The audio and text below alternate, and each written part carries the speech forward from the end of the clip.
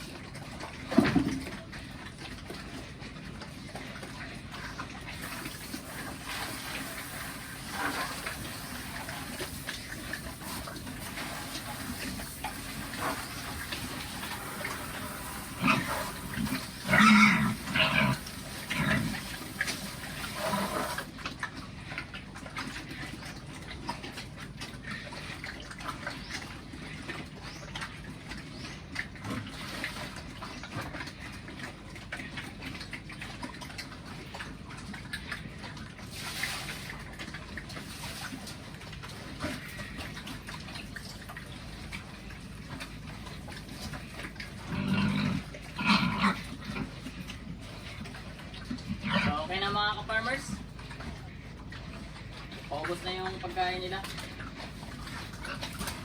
So, ganun pa rin yung pagkain natin mga farmers. 7 kilo pa rin yung pagkain natin sa hapon. 7 kilo sa umaga, 6 na kilo sa tanghali. Tapos sa 7 kilo sa hapon. Yun na yung pagkain natin mga farmers. Para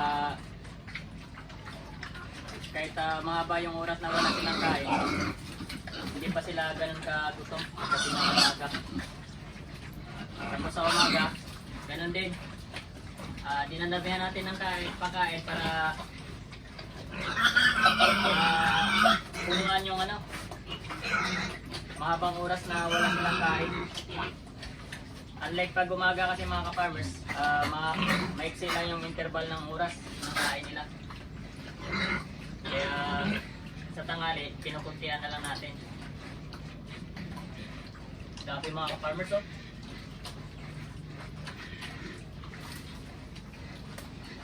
Talagang sulit tayo nito. Makakahabol tayo mga farmers sa presyo ngayon. Sana makabawi tayo. Ito. Isa, dalawa, tatlo, 4, 5, 6.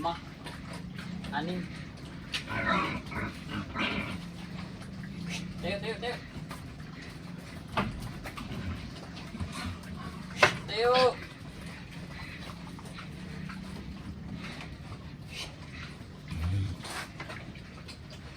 Bali, 6 lang kasi yung pambenta natin dito mga ka-farmers. Isa dito gagawin nating material for breeding. At yung isa naman ay kakatayin natin sa fiesta. So, either ito o yung isa, yung maliit na yun.